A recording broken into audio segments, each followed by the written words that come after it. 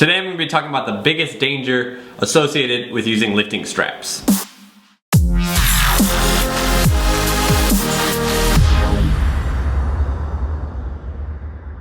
What's going on, everybody? How you doing? It's Blake Bowman here with Guerrillazen Fitness, and in today's video I'm going to be talking about the biggest dangers and drawbacks of using lifting straps as a part of your training routine.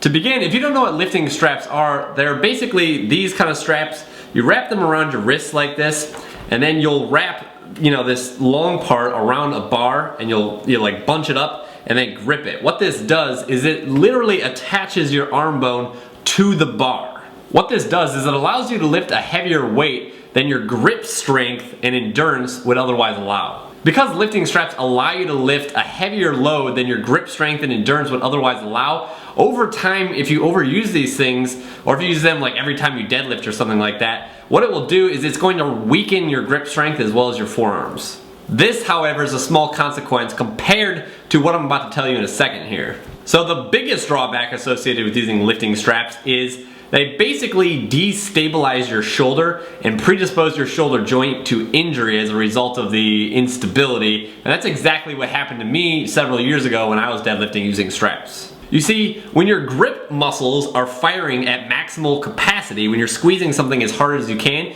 you get something called neurological overflow. What this means is that basically all of the neurons upstream from your forearm and your hand, they all excite and tell the muscles around the shoulder to contract. So think about like your rotator cuff muscles and your deltoids. When the muscles around your shoulder contract like that, they prevent uncontrolled motion from occurring in the shoulder joint. They bring stability to it and help to prevent injury. If you want to get an idea for what I'm talking about here, go ahead and make a fist as hard as you can.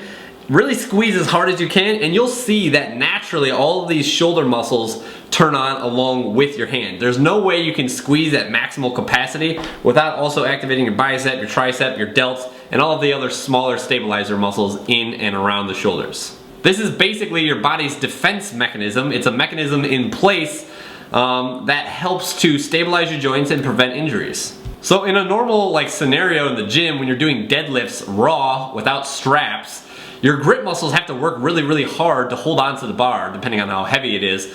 Either way, your grip muscles are contracting at an appropriate degree of intensity to provide shoulder stability because of that neurological overflow that I was talking about. So in a normal scenario in the gym, when you're doing deadlifts raw without straps, your grip muscles have to fire appropriate to the weight load that you're using. The heavier the weight load you're using, the more your grip muscles have to fire, and as a result, due to the neurological overflow that I just described, your shoulder will also stabilize itself by having all the musculature around it contract. And basically what that does is it stops your shoulder from dislocating. It stops that uncontrolled motion, which is very dangerous, from occurring at the shoulder, which can cause injury.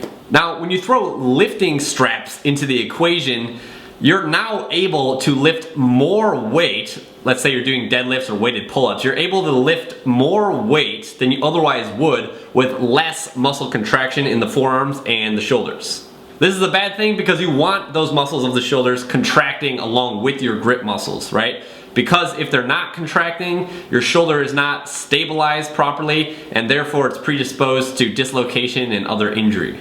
Like I said earlier, this is how I hurt my shoulder. When I was younger, I used to max out at 500 pounds on the deadlift pretty regularly, and I would be using lifting straps. And one day I dislocated my shoulder and tore my labrum in doing so. Your natural grip strength is the best indicator of how much weight you should really be lifting. Due to the reasons that I described in this video, I do not like lifting straps for myself, and I highly recommend my clients stay away from them as well. There are a couple of uses of these things. One, you can put them around a barbell to help you get into a front squat position a little bit better, but using them the traditional way, wrapping them around your wrists, and then attaching yourself to a piece of equipment, whether it's a dumbbell, you're doing rows, weighted pull-ups, deadlifts, I'm not a fan of it there. If you don't have the grip strength to hold that weight, then you're simply just going too heavy for yourself, and you'd be better off focusing on improving your grip strength, by doing farmer's walks, forearm exercises,